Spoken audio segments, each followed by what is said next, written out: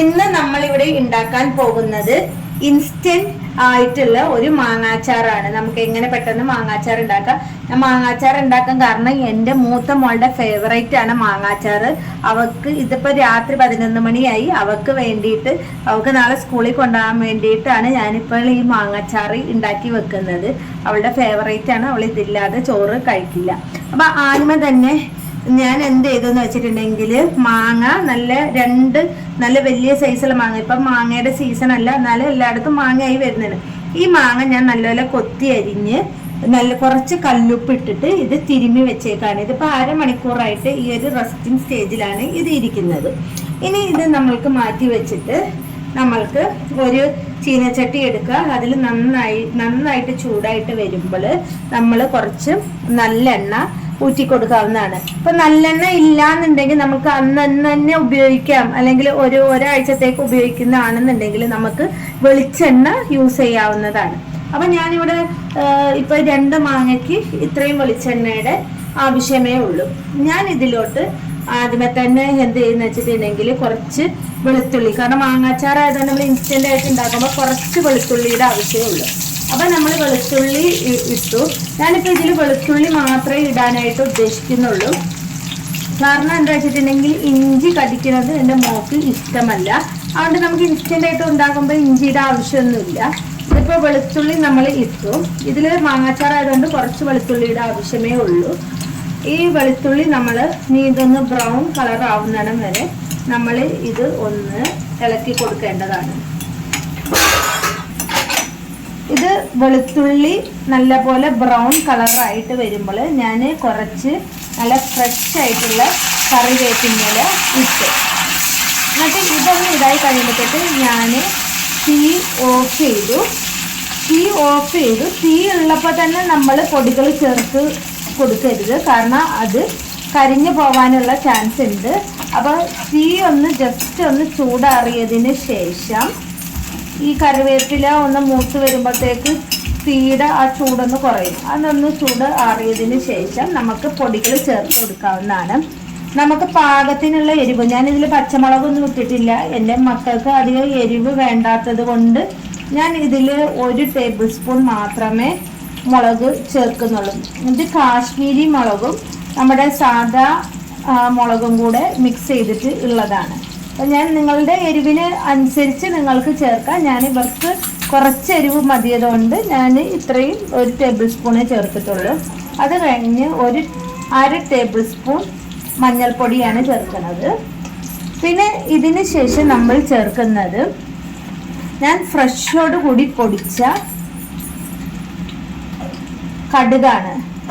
അത് 1 table spoon നമ്മൾക്ക് ചേർക്കാവുന്നതാണ്. കടുക് വറുത്ത് പൊടിച്ചത്. ഇനി അത് കഴിഞ്ഞിട്ട് നമ്മൾക്ക് ഉലുവായും ഇതേപോലെ വറുത്ത് പൊടിച്ചത് 1 ടേബിൾ സ്പൂൺ നമ്മൾക്ക് ചേർക്കാം. പ്രത്യേകം ശ്രദ്ധിക്കണം, ഉലുവ വറുത്ത് വേണം പൊടിക്കാനായിട്ട്. അല്ലാതെ നമ്മൾ പച്ചയ്ക്ക് ഇത് ചെയ്തിട്ടുണ്ടെങ്കിൽ നമ്മുടെ അച്ചാർ ആകെ കഴിച്ച് കൊളാവും. ഇതെനിക്കൊരു അബദ്ധം പറ്റിയതുകൊണ്ടാണ് നിങ്ങളോട് ഞാൻ പറയുന്നത്. ഇത് വറുത്തേ ചെയ്യാവുള്ളൂ, വറുത്തേ പൊടിക്കാവുള്ളൂ, പ്രത്യേകിച്ച് ഉലുവ. അതിനുശേഷം നമ്മൾ കുറച്ച് കായപ്പൊടി, നല്ല ഫ്രഷ് ആയിട്ടുള്ള കായപ്പൊടിയും കൂടെ ചേർക്കുക. ഇതിന് ശേഷം നമ്മൾക്ക് കുറച്ച് വിനേഗർ ഉപയോഗിക്കാം. ഞാനിവിടെ യൂസ് ചെയ്യുന്നത് ആപ്പിൾ സിഡർ വിനേഗർ ആണ്, നമ്മുടെ സാദാ വിനേഗർ അല്ല. ആപ്പിൾ സിഡർ വിനേഗർ ആകുമ്പോൾ സാദാ വിനേഗറിനെക്കാട്ടിലും കുറച്ചും കൂടെ ഹെൽത്ത് ഉണ്ടാവും. ഞാനിവിടെ മക്കൾക്ക് കുറച്ച് മതി എന്നുള്ളത് കൊണ്ട് അതിൻ്റെ അടപ്പിൽ തന്നെ ഒരു കുറച്ച് മാത്രം, കാരണം ഇത് അധികം ദിവസമൊന്നും ഇരിക്കേണ്ടല്ലോ. ഇത് ഈ 2 മാങ്ങയൊക്കെ ഒരു സുഖമായിട്ട് ഒരാഴ്ചയും കൊണ്ട് ചേർക്കുക. അതുകൊണ്ട് അതിന് പാകത്തിനായിട്ടുള്ള കുറച്ച് ഇത് ആപ്പിൾ സിഡർ വിനേഗർ. അതിനുശേഷം ഇത് നന്നായിട്ട് നമ്മൾ ഇളക്കി കൊടുക്കണം. ഈ പൊടികളുടെയൊക്കെ പച്ച മണം മാറി കഴിയുമ്പോഴത്തേക്ക് നമ്മൾക്ക്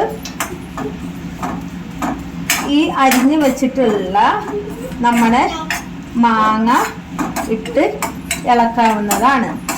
നമ്മളിത് സ്മെല്ല് ചെയ്ത് നോക്കുമ്പോൾ നമ്മൾക്ക് മനസ്സിലാവും അതിൻ്റെ ഇത് മാറിയിട്ടുണ്ട്.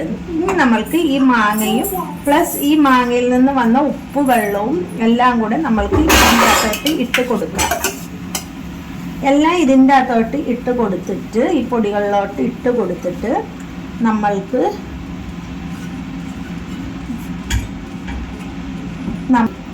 ഇത് ഫുള്ളായിട്ടൊന്ന് ഇളക്കി കൊടുക്കാവുന്നതാണ്.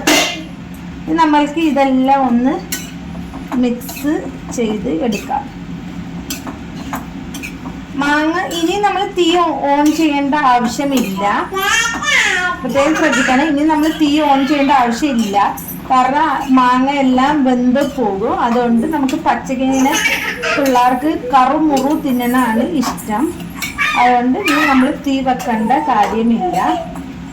ഇത് നല്ല മണമുണ്ട്, എരിവൊക്കെ കുറവാണ്, കാരണം കൊച്ചുമക്കൾക്കുള്ളതല്ലേ, അപ്പം ഇത്രയും എരിവിൻ്റെ ആവശ്യമുള്ളൂ. ഇത് നീ നമ്മൾ നേരത്തെ ഇത് കല്ലുപ്പാണ് ഞാൻ ഇട്ട് കൊടുത്തത്. ഇനി ഇതിൻ്റെ അകത്ത് ഉപ്പ് ഉണ്ടോ എന്നുള്ളത് നമ്മൾക്ക് ടേസ്റ്റ് ചെയ്ത് നോക്കണം. അപ്പം നമുക്ക് ടെസ്റ്റർക്ക് ടേസ്റ്റ് ചെയ്യാനായിട്ട് കുറച്ച് കൊടുത്ത് നോക്കാം.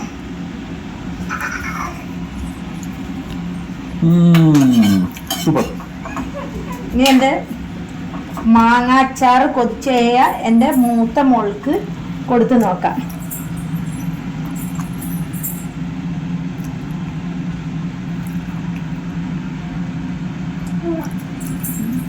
ഓക്കെ, അങ്ങനെ കൊള്ളാം. ഇത് ഇൻസ്റ്റന്റ് ആയിട്ടുള്ള അച്ചാറാണ്. ഇതെല്ലാവരും ഒന്ന് പരീക്ഷിച്ച് നോക്കുക.